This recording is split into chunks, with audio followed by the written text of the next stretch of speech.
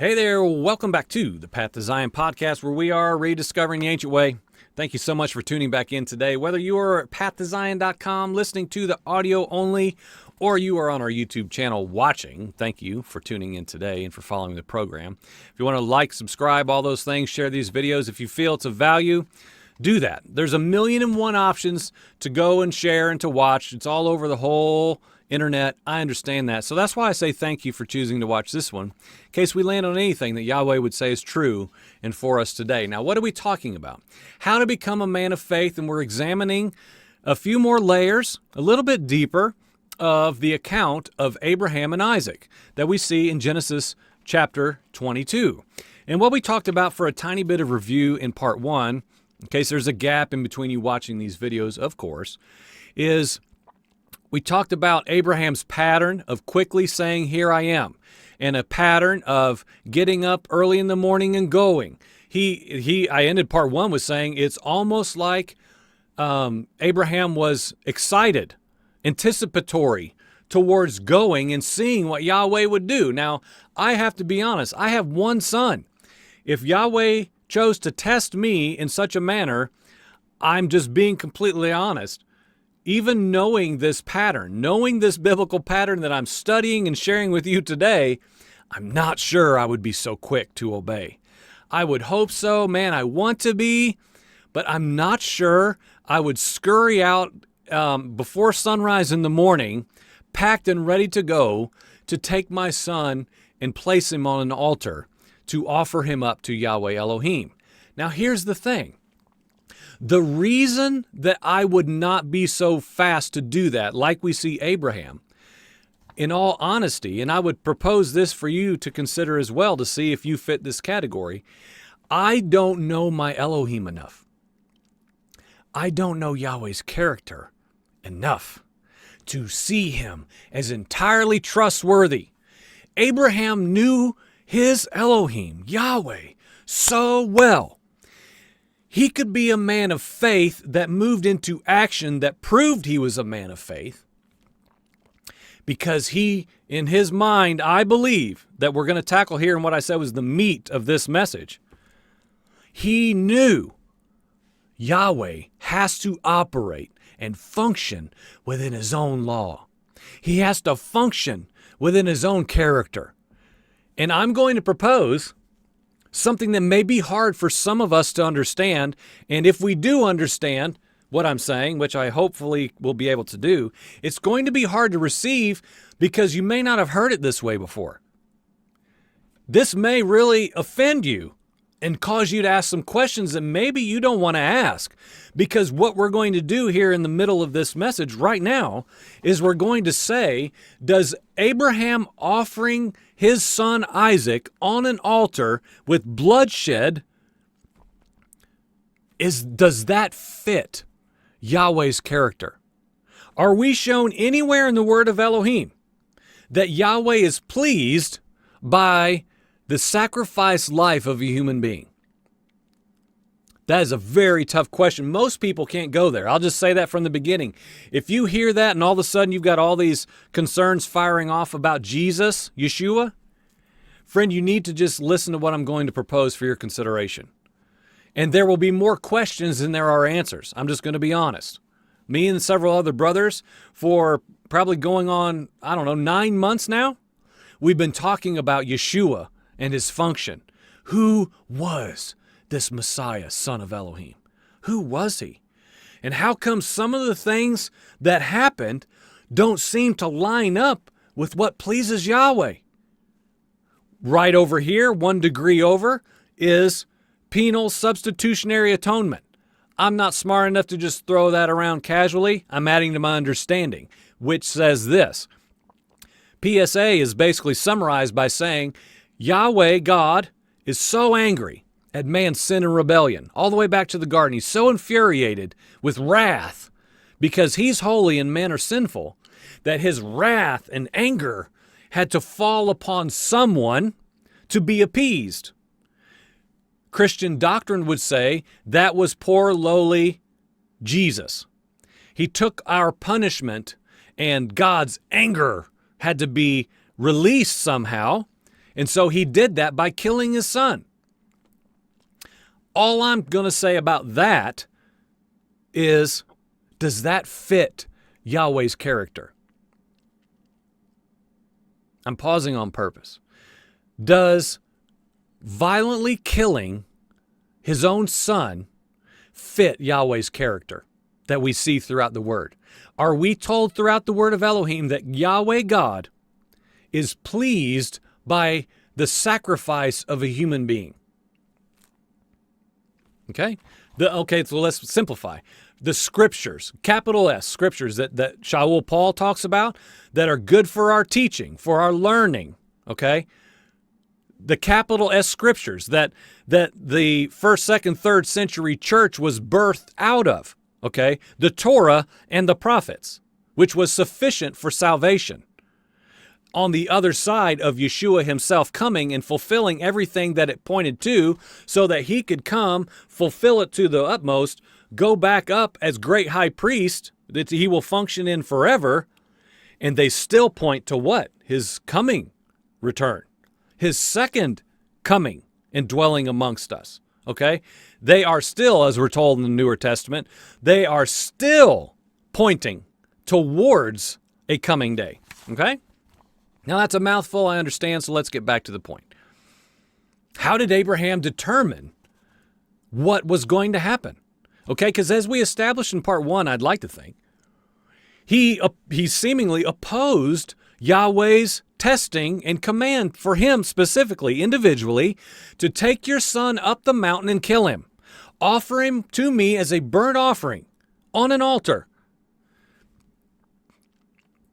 I believe, and I'm going to propose according to Scripture now, that Abraham knew Yahweh would not require that. For some of you, that will be really out there and seems impossible, but I want to humbly present a consideration that this may be true according to the Scriptures alone and not what we've been told, okay? And so let's do that. And what I'm going to do is I'm just going to read several Scriptures that are all together. We'll just kind of jump around. I'll give references, and you can look them up for yourself and see, okay, is this a pattern? Because again, what are we trying to display here? We're trying to put on a wall the character of Yahweh. I believe that's what Abraham did as a man of faith, and I believe that is what I can feel this like in my guts. We can be men of faith that are not just blind faith individuals.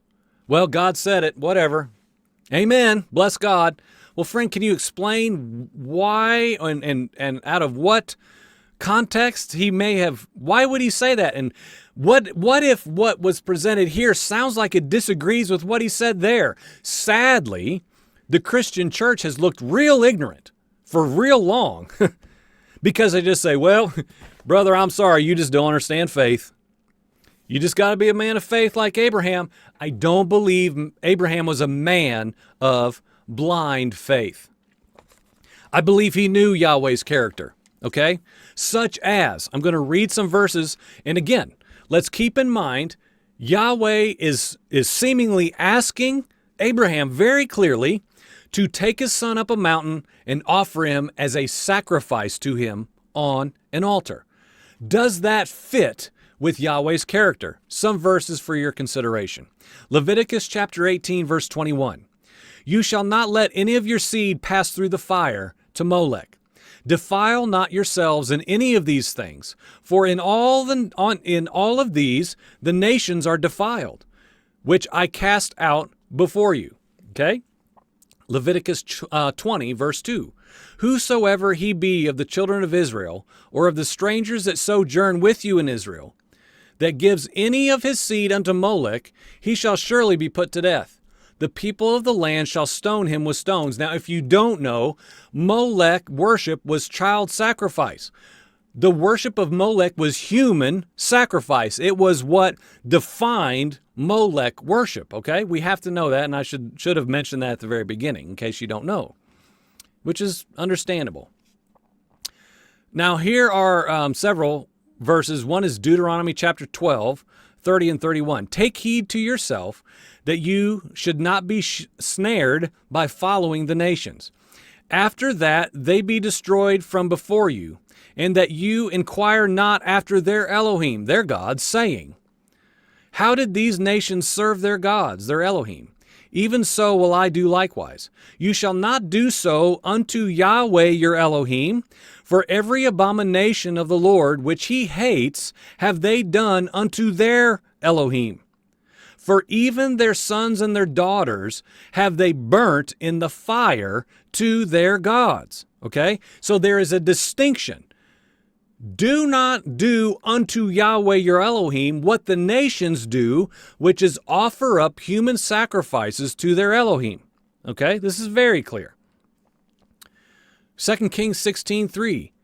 Ahaz made his son to pass through the fire, according to the abominations of the heathen, whom Yahweh cast out before the children of Israel. There's so many. Here's another one. Psalm 106, 37 through 38.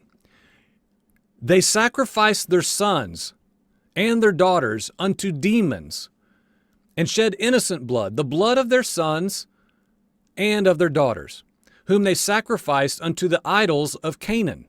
And the land was polluted with blood. Okay, let's just stop there. There's many others.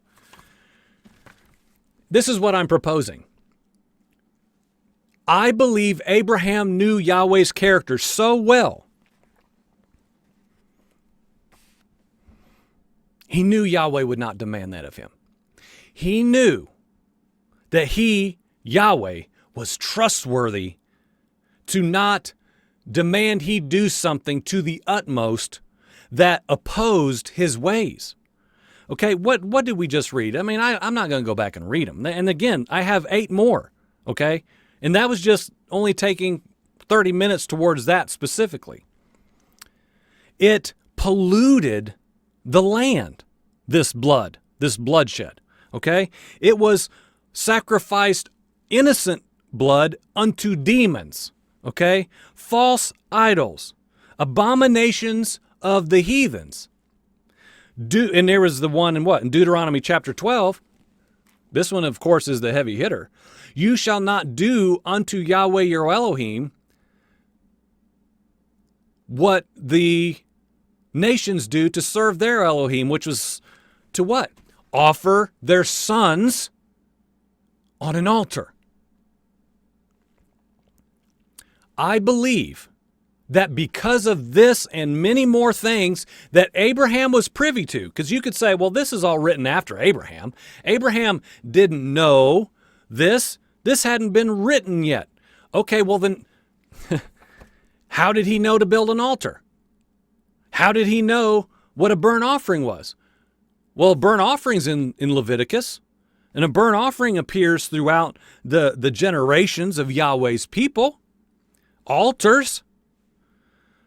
Before we're told specifics and exact specifications of things, these things I believe were already given. They were already known. These men of faith, already had been told what to do to please their Elohim. And I believe, as much as I'm sitting here right now, the meat of this, how to become a man of faith, I believe Abraham knew the character of Yahweh so well. He knew Yahweh would not ultimately demand the life of his son on an altar with a knife. I would put into your court of consideration, is that possible? That is why Abraham could get up early in the morning. That's why he went up that mountain and said, come on, son, let's go. We're going to worship Yahweh, y'all. We're going to worship our Elohim together, and we're coming back down. Again, because this defied what Yahweh commanded him to do. He was disagreeing. Why? I believe because in his heart of hearts, where his faith lived, at the source of his faith, deep down in there, he knew Yahweh's not going to require this of me because this disagrees with what pleases him. Is that possible, friend? Is that possible for consideration? I think we have to ask that question. To repeat myself on purpose, Abraham was a man of great faith because he knew Yahweh's character. He knew that Yahweh wouldn't operate outside the boundaries of his own law.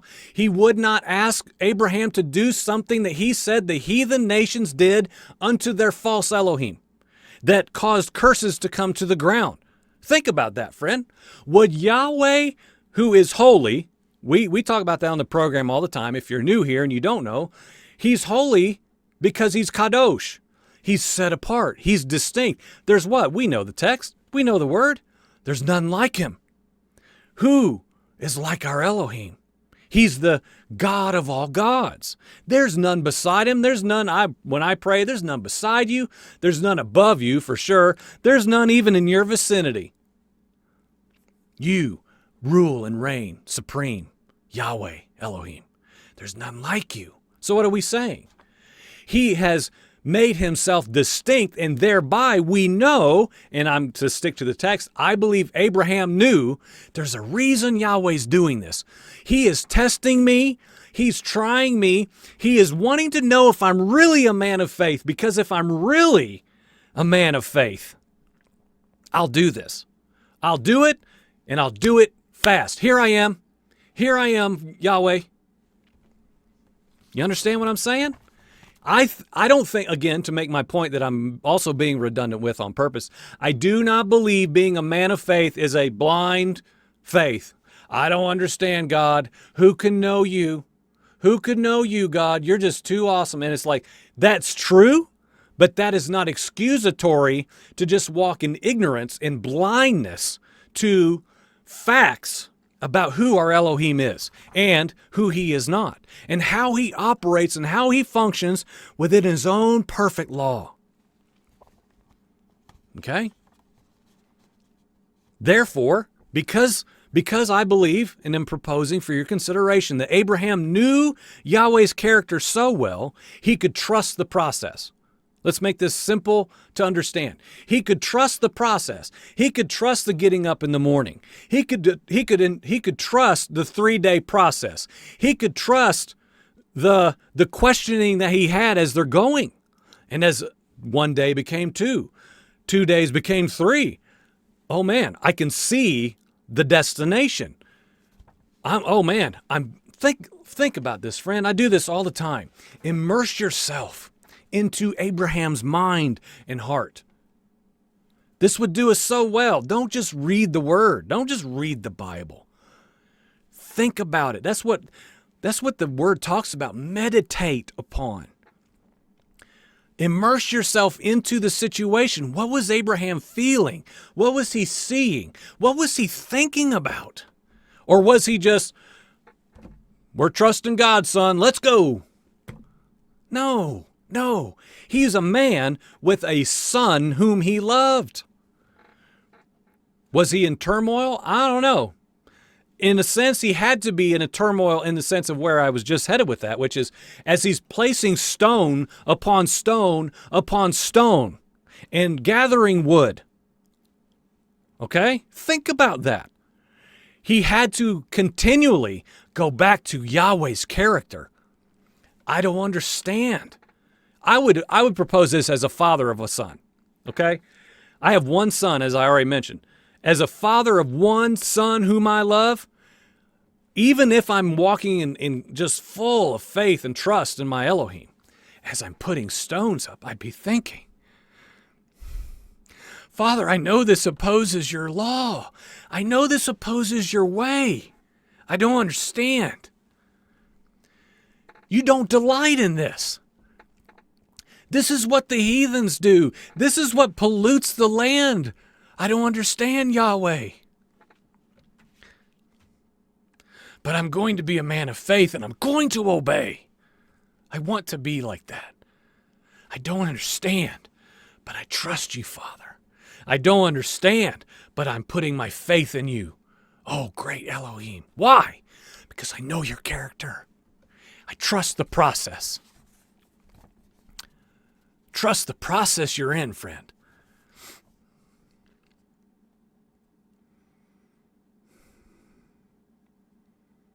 Surely he would have at least wondered, right? Surely this can't happen, Yahweh. You don't delight in this. This is what the pagans do. But by this time was running out, right? Time's running out. We know how it goes. Now, it has been over-dramatized where, he's up over him with a knife and it's starting to come down and the angel stays his hand and, the drama. It doesn't go that far. Proper translation, he has the knife. He does pick up the knife, and friends, that's pretty far. That's far enough. We don't need to add to the drama. Time was running out. Perhaps for consideration, as it drew closer, Abraham at least wondered if Yahweh at the very least was hopeful that if for whatever reason, like I'm trusting Yahweh to the end, I don't believe he's going to allow this because he doesn't delight in this. This is pagan idolatry. This is not how my Elohim works. But if for whatever reason he allows this to happen, he must have at the very least, and this is all speculation, of course, he must have at the very least expected Yahweh to resurrect his son back to life. Why? Because he told his servants what? We're both coming back down. We are both coming back. We will worship and return, is what he said. Speculation, yes. But Abraham clearly understood that Yahweh would have to fulfill his promise to use his seed, Isaac, to create and bless the nations. He knew Yahweh said this, so he has to do it. Yahweh, Elohim, is trustworthy. He changes not. And friend, I'll just submit this and then we'll get right back in and move on. If you read the New Testament and you have to replace the old, friend, then you're not handling the word rightly. You're not dividing it rightly. And I know that's offensive to so many people I know and love. But if you read the New Testament, if you read the writings of Paul, and it replaces, if the apostolic writings disagree with and replace the Torah and the prophets, friend, you're mishandling the word of Elohim, and you are not a man of faith. You're not. You're not walking in the likeness of Father Abraham. You're not. Because you're promoting a replacement doctrine that excuses away things that don't seem to line up and agree in harmony with the newer testament, with the new covenant understanding that we've been handed. And because they don't agree, you disregard the Torah and the prophets. No, dispensation. Yahweh changes not. And I believe Abraham, through his living this event out with his son, is declaring through all generations where we now sit and beyond how to become a man of faith. You know Yahweh's character and you hold on to that, and everything else has to go. That's why he got up in the morning. That's why they scurried up the mountain. That's why the knife was in his hand, because he knew the character of his Elohim. We see this in Hebrews chapter 11. We all know Hebrews 11, right? By faith, Abraham, when he was tested, right here, okay, Genesis 22, he offered up Isaac. Yes, he who had received the promises was offering up his one and only son, the one about whom it was said, through Isaac, offspring shall be named for you. He reasoned that Elohim was able to raise him up even from the dead, which goes back to my proposal for consideration about if he got to the point of like, this doesn't line up with Yahweh's ways, but if he allows this to happen, and if for whatever reason, this is what he desires, I'm going to do it, he will have to raise him up from the dead. And it concludes in verse 19 of Hebrews chapter 11, and in a sense, he did receive him back from there, from the dead. He reasoned that Elohim was able to raise him up even from the dead. Yeah, if we get to that point, Yahweh can do whatever he wants to do, but me and my son are walking down. Again, Abraham knew his Elohim, and he knew what he had promised him. He would have offspring to the nations. Okay? Therefore, how he responded to what Yahweh asked of him was based upon the entirety of what Yahweh had said. Oh boy, is that a point in New Testament church. We have Jesus instituted a new religion. We all walk according to the Spirit now. We're Spirit-led people in the law of liberty.